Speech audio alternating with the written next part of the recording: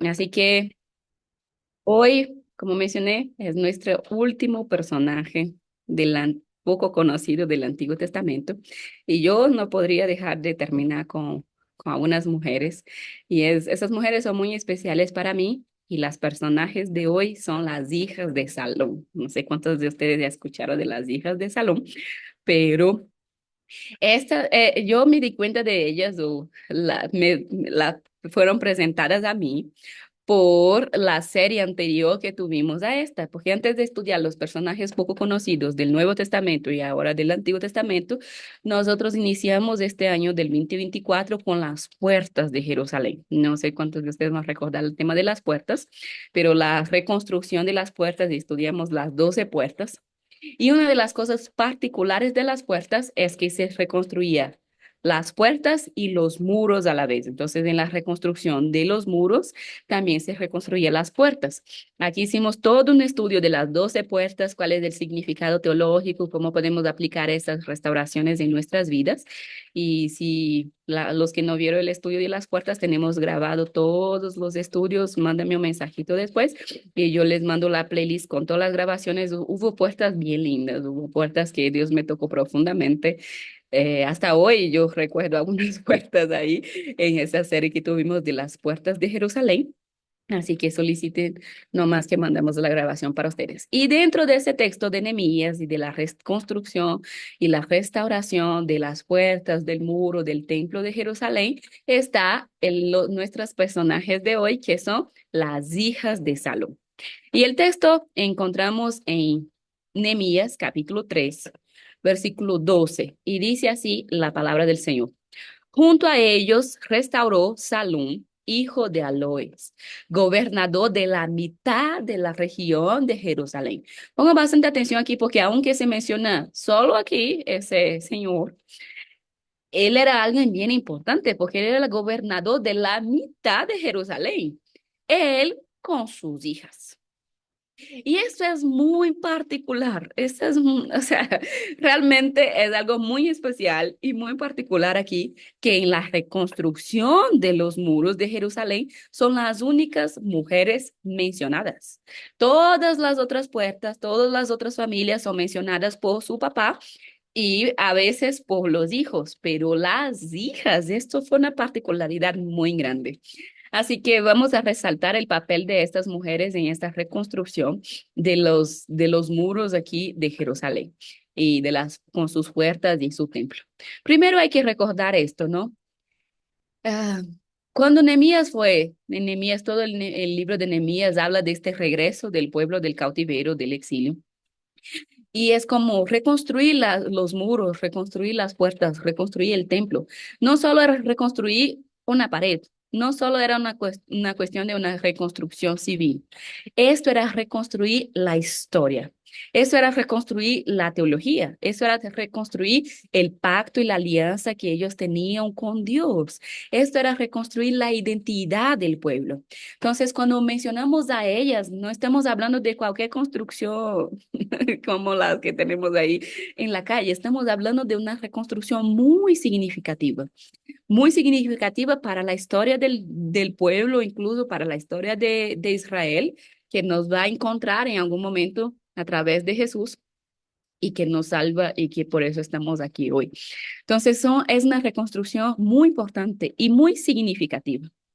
Y en esa sociedad que ellas encontraban, era toda esa reconstrucción se atribuyó y todo el crédito y todo el esfuerzo se atribuyó a los hombres de Jerusalén, porque las mujeres no eran contadas, ni siquiera las mujeres eran, hoy discutíamos en clase de teología de la mujer, que las mujeres en el Antiguo Testamento, en la gran parte de él, es objetivada como una cosa. Si ustedes leen los 10 mandamientos, del Decálogo dice, no codiciarás la vaca de tu prójimo, ni el asno de su prójimo, ni la mujer de su prójimo, y ninguna cosa de su prójimo. La mujer está en la misma categoría de cosas.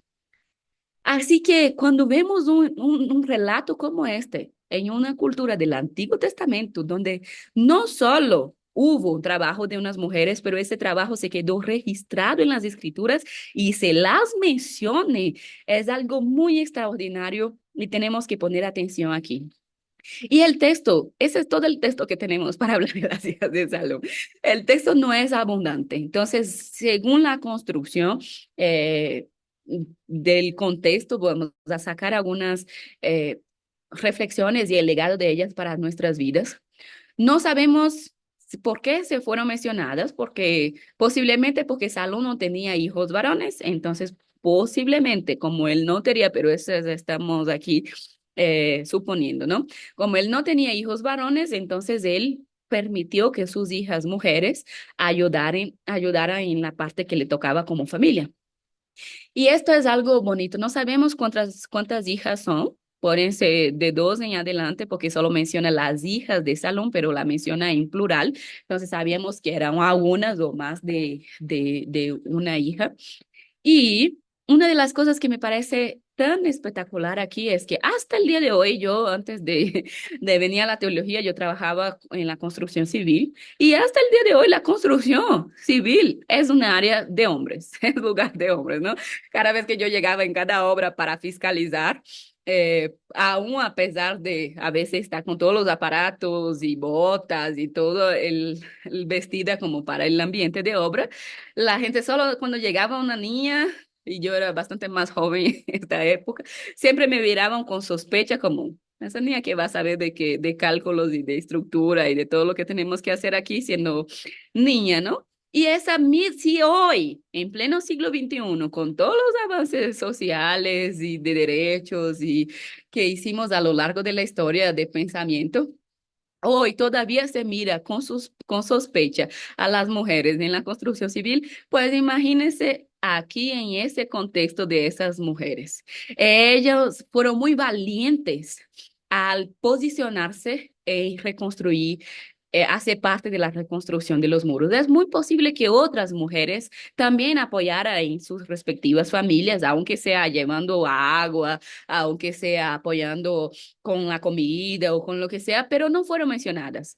Y es como ellas fueron tan especiales porque fueron mencionadas y posiblemente ellas hicieron un trabajo que no fue ese solo de apoyo con agua y comida que hicieron las otras mujeres, posiblemente apoyaron en las construcciones por su familia. Si ellas fueron mencionadas, significa que ellas hicieron el trabajo pesado, el trabajo principal, porque dice, junto a ellos restauró Salún, hijo de Alodes, gobernador de la mitad de la región de Jerusalén, con sus hijos. O sea, ellas no ayudaron a los que reconstruyeron, ellas reconstruyeron con sus propias manos para ser mencionadas aquí.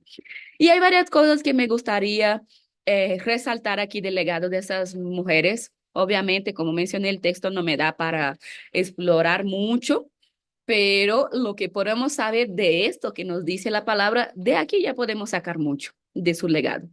Primera cosa que tenemos de ellas es ejemplo e inspiración. Hay varias cosas para rescatar en el texto. Primero, si dice que Salón era gobernador de mitad de Jerusalén. Jerusalén es la capital. Y si su papá es el dueño o el gobernador de la mitad de la capital, ellas no eran niñas con pocas condiciones económicas y sociales de la época. Eran niñas de la alta clase de Jerusalén, aunque Jerusalén estaba destruida, las cosas no era el mejor momento para Jerusalén, pero eran niñas que comparado a las otras niñas de Jerusalén estaban en una posición privilegiada. Y aún así, estando en una posición privilegiada, esas mujeres trabajaron duro a punto de su trabajo ser reconocido y mencionado. Y a veces nosotros mismos nos limitamos, ¿no? En ese sentido de la sociedad, de lo que dice, hasta eso pueden hacer, esto no pueden hacer. A veces nosotros mismos somos las que ponemos esas limitaciones, porque esas niñas podrían estar muy cómodamente, decía, mi papá no tiene hijos varones, pues que los siervos, me imagino que si él era gobernador de mitad de Jerusalén, él tenía siervos, él tenía esclavos, es como, ¿por qué no puso los siervos para trabajar o para hacer la parte que les tocaba del trabajo? Porque no puso otro para hacer el trabajo que les tocaba, porque podría hacer, estaba en una posición privilegiada. Y eso es algo que nos tiene que inspirar a nosotros. Es como lo que Dios nos puso a nosotros a hacer, pues hagamos, no pongamos otras personas para tercerizar el trabajo que Dios nos ha encomendado en nuestras manos. Sea un trabajo de dones, sea trabajos ministeriales, sea si Dios te dio discípulos para discipular, pues es a ti. No podemos tercerizar el trabajo por comodidad, porque ellas por cómodas, porque me imagino mujeres en esta época con todos la dificultad que era reconstruir, trabajar con piedras, trabajar con polvo, trabajar con el trabajo sucio, literalmente, que es de la construcción civil. Y ellas, viniendo de una clase social privilegiada, cómo ellas tuvieron que sacrificarse para poder cumplir el trabajo. Y aún así lo hicieron. No presentaron excusas, no dijeron, ah, es que mi papá no tuvo hijos hombres, pues qué pena que él busque la forma de hacerlo solo. Otra cosa que es muy importante hacer parte aquí, es que si leemos el texto de Nehemías y seguimos leyendo el texto de Nehemías 3, vamos a ver que ellos encuentran dificultades, que hay unos Sanbalat y Tobías que son terribles y que hacen toda la contraria, no solo para ellas, pero para todo el pueblo en la reconstrucción. Y Nehemías nos dice una cosa que es bien bonita, que es, pero el pueblo estaba animado en trabajar para Dios. Y dentro de este pueblo que estaba animado en trabajar para Dios estaban las hijas de Salomón. Y la pregunta es, qué animados somos para trabajar para Dios. Y cuando decimos trabajar para Dios, no es solo un sentido de hacer algo en la iglesia. La Colosenses, y aquí voy a saltar para el Nuevo Testamento, pero Colosenses 3:23, si no estoy equivocado, dice, y todo lo que hagáis, con alegría como para Dios y no para hombres. Y es todo, no es solo cuando cantes en la iglesia o cuando haga algo ministerial, no, la palabra dice y todo lo que hagáis. Y es como todo lo que hacemos tiene que ser un trabajo para Dios. Tiene que ser un servicio para Dios, sea cocinar, sea cuidar a mi familia, sea estudiar, sea trabajar secularmente. Todo lo que hagamos tiene que ser como para Dios. Y la palabra de que decía que ellos hacían animados es bien importante, porque yo puedo trabajar para Dios de mal genio o yo puedo trabajar para Dios con buen ánimo, porque es como hay días que el trabajo, yo no voy animada a mi trabajo. Hay días que yo voy porque tengo que ir, hay días que yo voy porque toca. Esa no es la actitud de esas mujeres en lo que estaban haciendo. Ellas estaban sacrificando, ellas estaban saliendo de su posición de comodidad, ellas estaban incluso dedicando fuerza física, porque no sé si cuando de ustedes ya les tocó construir algo, pero a mí ya me tocó y es como, es un esfuerzo terrible. Usted no sabe qué es levantar una pared. O sea, el esfuerzo que toca, ¿no? Físico, realmente uno termina un día de obra agotadísimo. Yo cuando terminaba un día de obra que tocaba poner la mano en la masa, literalmente yo terminaba como agotada. Todo lo que quería era una cama para dormir. Y entonces, principalmente aquí en esta época, donde tendrían muchos menos recursos tecnológicos para ayudar en el tema de la construcción, y ella estaba ayudando a reconstruir los muros. Eso significa con la puerta que le correspondía, eso significa que ellas tenían el ánimo de sacrificarse para trabajar para Dios. Y esto es algo que tenemos que aprender de esas mujeres, cómo es bonito, ¿no? Y es como les mencioné, cuando ellas estaban hablando de reconstruir los muros de Jerusalén, no solo era reconstruir unas paredes comunes y corrientes. Ellos estaban reconstruyendo la historia de su pueblo. Ellos estaban reconstruyendo la identidad de su pueblo. Ellos estaban reconstruyendo la teología, la fe de su pueblo. Y esto es muy significativo. Eh, Ayer yo vi una película. Yo pasé todo el día hablando de esa película a todas las personas, pero es una película antiguísima. Una oveja mía me mandó la película y dijo, pastor, ¿ya viste esta película? Y yo le dije, no. Y entonces dice, tienes que ver para que podamos dialogar teológicamente sobre la película.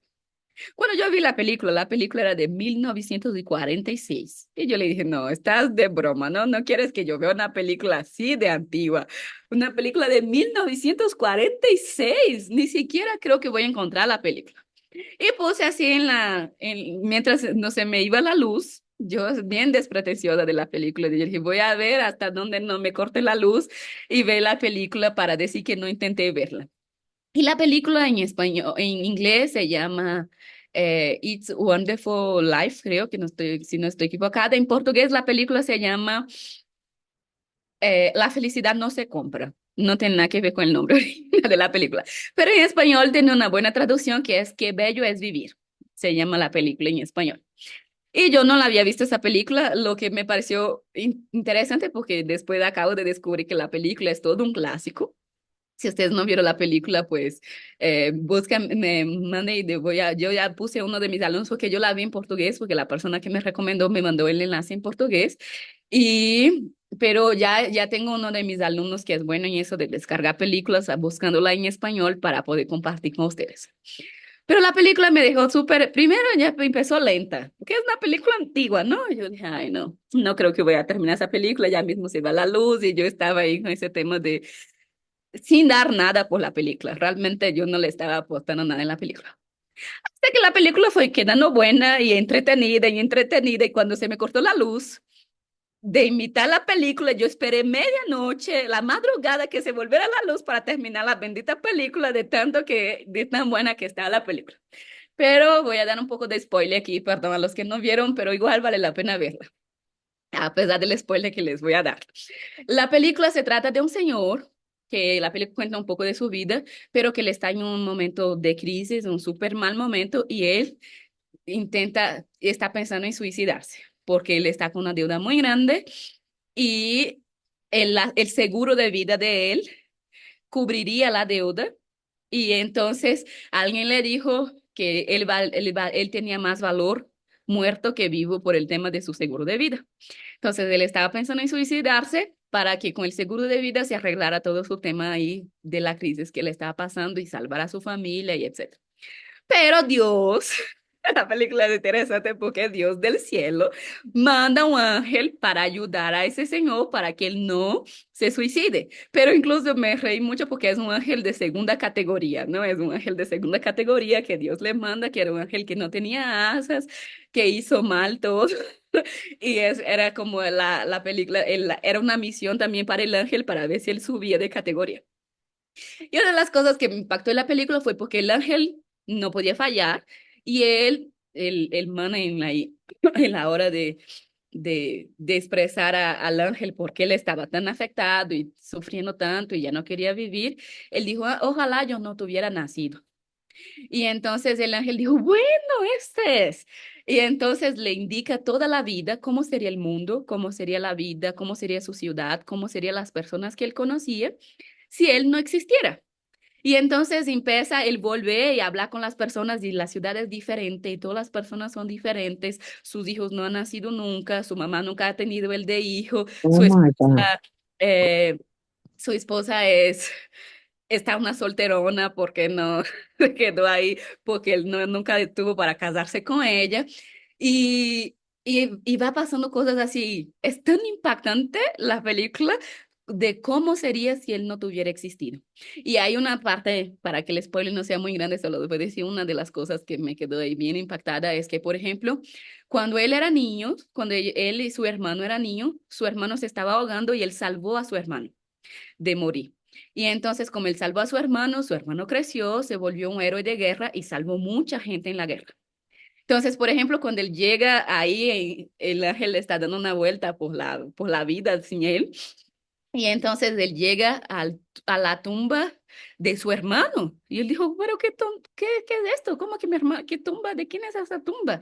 Y él dijo, es de su hermano. Él dijo, no, mi hermano es un héroe de guerra y mi hermano salvó a mucha gente. Ahí el ángel dijo, no, es que como tú no existías, cuando su hermano se ahogó, nadie lo salvó. Él murió ahogado de niño. Él nunca creció, él nunca fue un héroe de guerra, él nunca salvó a nadie. Y todas esas miles de personas que él salvó en la guerra, todas están muertas porque él no creció para salvarlas, porque tú no estabas aquí para salvar a él. Y ese tipo de cosas eh, pasa en la película, ¿no? Así que pues, voy a conseguir la película en español para pasarles a ustedes, pero una muy buena película. Yo le dije, nunca me imaginé que una película tan antigua me iba a dejar tan entretenida a punto de esperar horas del corte de luz porque se volviera a la luz de madrugada para terminar de ver la película.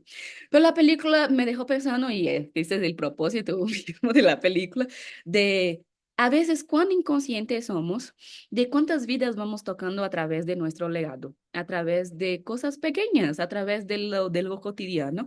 Y cuando tocamos una vida, nunca tocamos solo una vida, tocamos todas las vidas que esta vida que fue tocada por nosotros es tocada también. Y positivo o negativamente, ¿no? Es una cadena y es por eso que el cristianismo se da a través de personas, a través del discipulado, porque Jesucristo transforma mi vida y yo discipulo a otra persona y transformo la vida de esa otra persona y así se va haciendo un cuerpo de Cristo, una iglesia. Y esta es una de las cosas que esas niñas entendieron muy bien. Entendieron que cuando ellas estaban ayudando a reconstruir, eh, ellas estaban cambiando la historia. Ellas estaban cambiando todo su pueblo. La construcción no sería la misma si ellas no estuvieran ahí. Eso es lo que la premisa de la película que les decía, ¿no? La vida, las personas, toda la historia sería diferente si tú no existieras. Y la cuestión es, si nosotros no existiéramos, ¿cuán impacto causaría, no? ¿Cuán diferente sería nuestro barrio? ¿Cuán diferente sería nuestra iglesia? ¿Cuán diferente sería nuestra familia? ¿Y cuán diferente sería la historia? Y la historia que parece que ellas eran insignificantes en este momento. Ellas no fueron, posiblemente escucharon tuvieron muchas críticas negativas, obstáculos, porque eran mujeres trabajando en un trabajo que era para los hombres en este momento. Pero ellas, empoderadas por el papá, posiblemente para que Salón salga y las hijas de Salón, él las empoderó lo suficiente para decir, no, ustedes son mi familia, ustedes son la herencia de parte de Dios y ustedes tienen que aportar como familia. Y es esto. Nosotros tenemos que estar dispuestos a reconstruir el reino, a reconstruir esa sociedad que tanto necesita de Dios, para entender que nosotros tenemos que impactar. Es que yo solo me muevo aquí en este barrio, en esta iglesia, pues entonces en este barrio, en esta iglesia, con esas personas, necesitamos impactar el punto que podamos, aún cuando no recibamos los créditos, porque había una gran posibilidad de que esas mujeres, por ser mujeres, ni siquiera fueran mencionadas, aunque ellas ayudaran en la construcción, como creo que muchas otras mujeres pudo haber ayudado en la construcción, pero ni siquiera fueron mencionadas. Entonces es como está dispuesto a trabajar en la redención, en el plan redentor de Dios, como estamos mencionando tanto el tema de los cambios climáticos, de la crisis ecológica que estamos pasando ahora. O sea, nosotros tenemos que estar dispuestos a trabajar en ese plan de redención de Dios, aunque sea con lo poco que yo puedo aportar, aunque sea ahorrando un poco más de agua en mi casa, aunque sea siendo un poco más consciente en el uso de los recursos, aunque sea sembrando un árbol, aunque sea hablando a las otras personas para que también tengan una conciencia frente a los desafíos que estamos teniendo con la creación, a lo que tratamos la creación que Dios nos encargó. Y es tan importante que nosotros hagamos lo que está en nuestras manos para hacer, la parte que nos toca, la parte que nos corresponde. Y Dios lo mínimo que espera que nosotros es que hagamos nuestra parte. Ni siquiera es para hacer la parte de los demás, es la parte que corresponde a nosotros. Esas niñas trabajaron en la parte que les tocaba a su familia. Y esto es importante, es como muchas veces, a veces hasta en la reconstrucción de nuestra familia hasta la restauración de nuestra familia, nosotros decimos, no, es que mi padre, el padre es que está a cargo, el esposo es que está a cargo, él tiene que ver cómo se arregla. No, nos comprometamos en la redención de nuestra familia, nos comprometamos en la restauración de la teología, de la historia, de la fe en nuestras iglesias, en nuestros ministerios. Nos comprometamos en el plan de redención de Dios, de salvación para todos. Y cada oportunidad que yo tenga de hablar de Jesús, de reflejarlo, hablar no solo con palabras, pero también con mis acciones. Cada actitud positiva que yo pueda hacer es importante, aun cuando no vamos a recibir los créditos, aun cuando quizás nadie nos va a reconocer, es como hicimos la parte que nos correspondía en el trabajo de restauración, de reconstrucción de la historia, de la fe y de todo esto, ¿no? Algo que me parece muy bonito eh, en esto es que ellas fueron identificadas por su padre. No sabemos nada de Salón, no sabemos quién es él, pero lo que sabemos es que nosotros seamos identificadas por nuestro Padre Celestial, que nosotros seamos identificadas como hijos y hijas de Dios. Pero antes de llegar a esto, hice un acróstico aquí de lo que podemos como, no sabemos el nombre de ellas, pero sabemos que eran hijas de Salón. Entonces dice aquí un acróstico desde las letras de Salón de algunas cosas que podemos ver en estas mujeres, del legado de esas mujeres que podemos aprender y reflejar en nuestras vidas hoy. La S puede ser de servicio, porque definitivamente ellas sirvieron a Dios, ellas aportaron el servicio del reino. Hoy discutía no, dialogaba con uno de los estudiantes que están trabajando en el proyecto Evangelio y hablábamos del texto de Filipenses, ¿no? Que es el texto que está quemando en mi corazón esa semana por esa idea del solo Cristo y algunas cosas. Y en Filipenses 2 dice, tenga ustedes el mismo sentimiento y conducta que hubo también en Cristo Jesús, que él siendo igual a Dios no creyó que esto era algo que debía aferrarse, sino él se vació. Y la palabra es que no, dice aquí. Y en ese se despojó, se vació, tomando forma humana y asumiendo forma humana. Y uno queda, y mucha gente interpreta en ese texto como que lo que tenemos que hacer, igual a Jesucristo, es vaciarnos, es despojarnos. Y yo me quedé como, creo que te estamos leyendo mal este texto, porque incluso en mi país hay canciones y decimos, no, yo quiero vaciarme de mí, quiero vaciarme de mi yo, quiero vaciarme de mi religiosidad, quiero vaciarme de todo lo que no viene de ti. Y es importante esta parte, pero no creo que es eso lo que Filipenses nos está diciendo, porque él dice, tienen en ustedes el mismo sentimiento y conducta que hubo en Cristo Jesús. Pero nosotros nos igualamos o creemos que tenemos que ser iguales a Jesús en el vaciarse. Pero nunca vamos a lograr eso porque nunca fuimos Dios para entender la dimensión de lo que fue para Jesús vaciarse, despojarse, porque nunca tuvimos en esa condición de Dios. Así que si nunca tuvimos ahí, realmente lo que el texto nos está hablando no es algo de que en esto no es eso lo que tenemos que imitar de Jesús, porque nunca fuimos Dios para vaciarnos o despojarnos de nuestra condición de Dios para asumir forma humana. Entonces, ¿qué es lo que dice el texto? Porque él dice, y asumió forma humana y no solo de hombre, sino de siervo. Y esta es realmente lo que tenemos que tener, el mismo sentimiento y la misma conducta que hubo en Cristo Jesús. Porque a veces queremos imitar a Dios en cuanto a Dios y eso no es posible porque nunca fuimos Dios y nunca seremos Dios. La tenemos que imitar a Jesús en cuanto hombre. E imitar a Él en cuanto hombre. Es esta la misma actitud y conducta que tenemos que tener. Es imitar lo que Él hizo en naturaleza humana, porque eso sí es lo que podemos alcanzar con nuestra naturaleza humana. Y cuando él asumió forma humana, dice que él se volvió el siervo de todos. Y esto es lo que Dios espera de nosotros, ¿no? Que imitemos a Jesús en su actitud de servir, porque servir es un acto de amor. Quien ama, sirve. Y ama y sirve con ánimo, ¿no? Como serían esas chicas de aquí, animadas en trabajar para Dios. Así que el servicio tiene, no es solo importante, es necesario para que seamos identificados como hijos y hijas de Dios.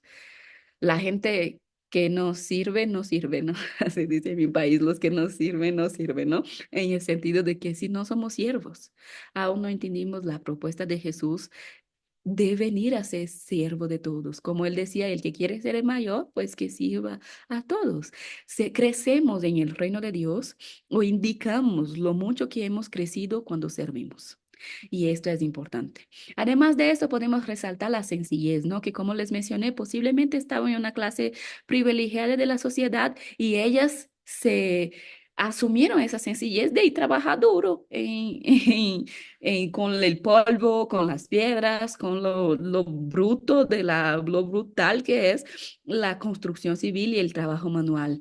Y ser sencillo, sencillo en toda la vida, no solo esa, y no estoy hablando aquí de una falsa humildad para decir que somos mejores que otros, porque si creemos que somos mejor que otros, ya perdimos la idea de la sencillez en primer lugar, ¿no?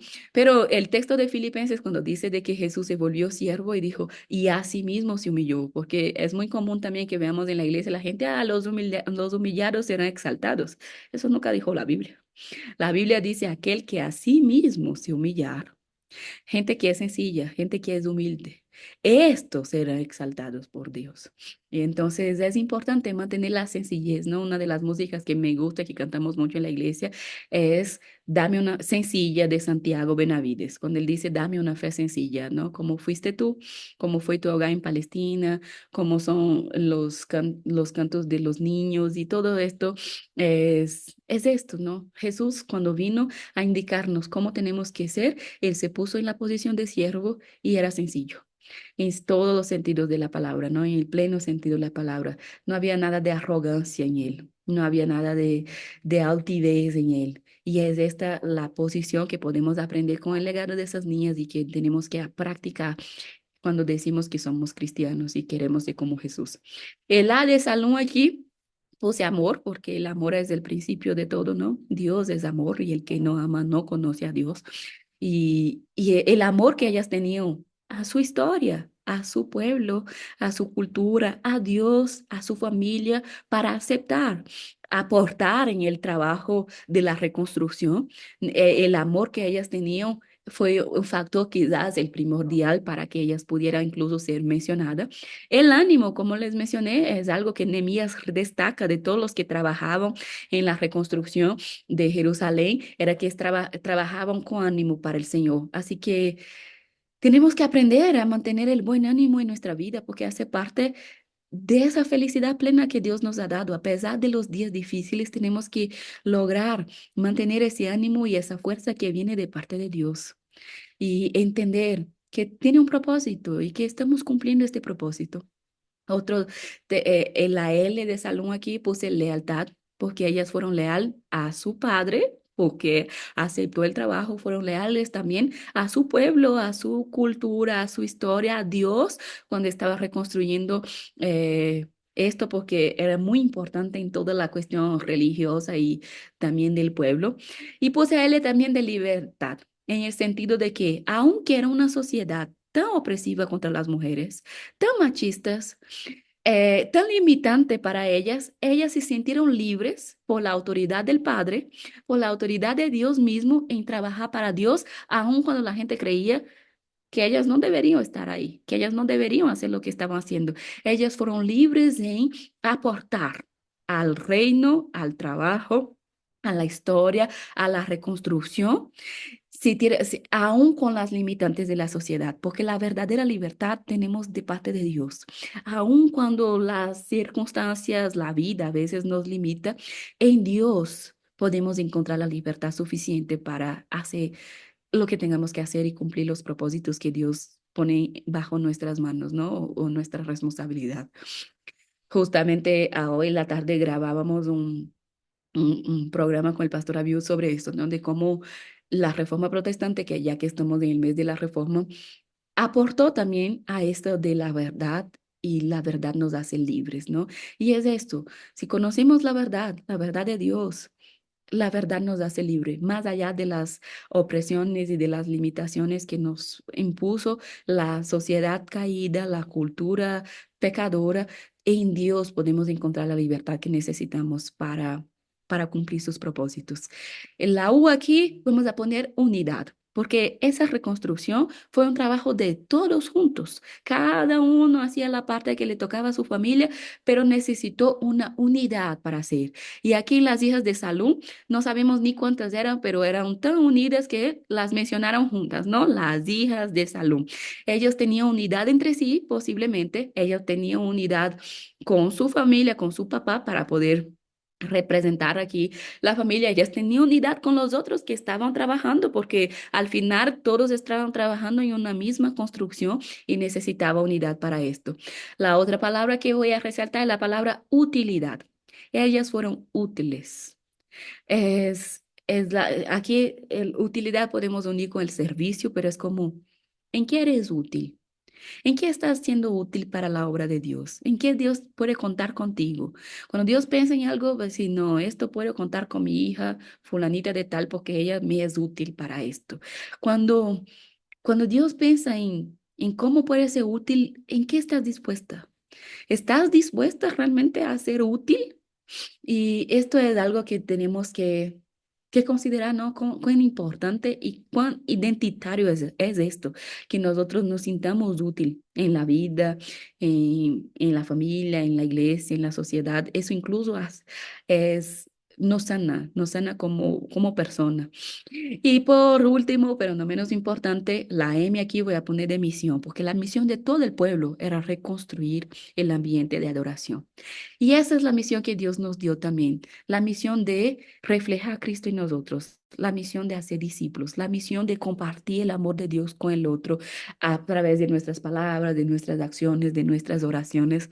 Nosotros tenemos una gran comisión que es hacer discípulos y predicar el evangelio a toda criatura, que también estamos cumpliendo la misión, que también estamos realmente cumpliendo las misiones, la macro misión que Dios puso para toda la iglesia, que es hacer discípulos, y las pequeñas misiones que Dios nos pone a veces de manera diaria, justamente para cumplir esa gran comisión que Él nos ha dado. Y otra palabra que puse aquí es la madurez, porque ellas eran, si fueron niñas inmaduras, posiblemente ni siquiera había empezado el trabajo, posiblemente no, ni siquiera había aportado nada. Así que ellas tuvieron la madurez de entender que aunque iban a pasar por dificultad, aunque iban a ser criticadas, aunque se iban a cansar, aunque tenían que sacrificarse, estaban dispuestas a servir en lo que ellas podían. Como mencioné, algo que es muy importante resaltar, que ellas son identificadas como hijas. Ellas son identificadas como las hijas. Y esta es la identidad que más tenemos que buscar, porque al final todo lo que hizo Jesús fue para darnos el derecho de ser adoptados como hijos y hijas de Dios. Esa tiene que ser esa identidad nos devuelve el propósito original de Dios para nuestras vidas. Si tenemos esa identidad de hija de Dios, esto nos, nos deja plena en muchos sentidos. Tenemos que el sueño, mi sueño de mi vida es que la gente me mire y diga, ay, no, no solo es es la profesora, es la teóloga, es la pastora, no. Lo que quiero que la gente vea cuando diga, la Esté es una hija de Dios. Es en ese sentido de ser identificados así, como hijas y hijos de Dios. ¿Por qué? Porque los hijos representan el Padre, porque los hijos reflejan el Padre. Y esto es lo que Dios espera de nosotros. Y esto en estos tiempos tan difíciles que estamos pasando es lo que hasta la creación espera. Dice la palabra de Dios en Romanos capítulo 8, versículo 19, porque la creación aguarda con profundo anhelo y ansiosamente la revelación de los hijos de Dios. Y eso es lo que no solo la creación, pero que Dios espera de nosotros también es que nosotros nos revelemos, nos manifestemos como hijos y hijas de Dios. En cada palabra que salga de mi boca sean palabras dignas de una hija de Dios. Cada acción, cada conducta que yo tengo en mi vida sea testimonio de una hija de Dios. Todo esto. ¿Por qué? Porque si somos hijas de Dios, aportamos en la restauración, aportamos en la reconstrucción, aportamos en la historia, aportamos en la religión, ¿no? Aportamos en, en el bienestar de toda la sociedad que nos rodea, de todas las personas que pasan por nuestras vidas. Que seamos esto, reconocidas por la identidad de nuestro Padre Celestial, reconocidas como hijos de Dios. Y eso es tan bonito, ¿no? Porque estábamos hablando esa semana en un tema de consejería por el tema de la adopción. Y la adopción, un pastor que me mencionaba ahí un poco del tema de la adopción, él decía, es que al contrario de muchos embarazos naturales que se tienen, mucha gente dice, es que me embaracé por accidente, me embaracé sin querer. Eso es cuestionable, pero no vamos a seguir cuestionando. Ahora es lo que mucha gente dice, no quería y me embaracé. Pero la adopción no, no hay nadie que adopta por accidente. Nunca vi un caso, ay, yo adopté por accidente, sin querer adopté. No hay ese tipo de cosas, ¿no? Entonces, cuando dice que Dios nos adopta, no es un acto accidental. Es un acto que viene Cristo y hace toda esa mediación posible para que seamos hijos y hijas adoptados como hijas y hijos de Dios, como dice Romanos. Es un acto intencional de amor, es una decisión pensada. No fue accidentalmente que Dios te trajo aquí para escuchar ese estudio bíblico hoy. No es accidentalmente, no es sin querer que Dios te hizo hija y hijo. No, Dios intencionalmente quiso y hizo lo necesario a través de Jesús para que hoy tuviéramos el derecho de ser adoptados como hijos y hijas de Dios. Así que no eres un accidente, no eres un error. Tienes que ser reconocida como hija y hijos de Dios. Aprendemos de las hijas de Salón y todo ese legado que ellas, de manera tan sencilla, en un versículo solamente, una mención muy corta en la palabra de Dios, pero lo que está detrás de esta historia significa mucho.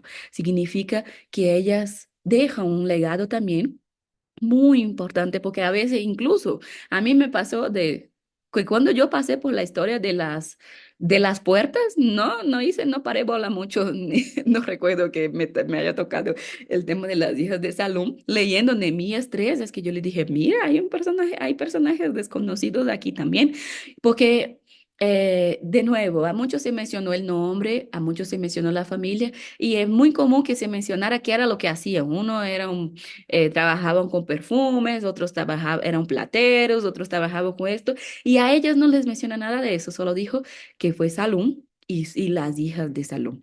Así que ellas y fueron identificadas por ser hijas del Padre y que nosotros seamos siempre identificados por ser hijos y hijas de Dios y que aprendamos del legado de esas niñas que no es generosamente reconocida, pero que son mencionadas, que están ahí en la palabra y que aportaron en la reconstrucción del templo de Jerusalén, de las puertas, de los muros, de la reconstrucción de la obra de redención que Dios tenía para hacer en la humanidad a través del pueblo de Israel. Así que aquí voy a detener la grabación para escucharles qué piensan, si ya conocían las hijas de Salum, que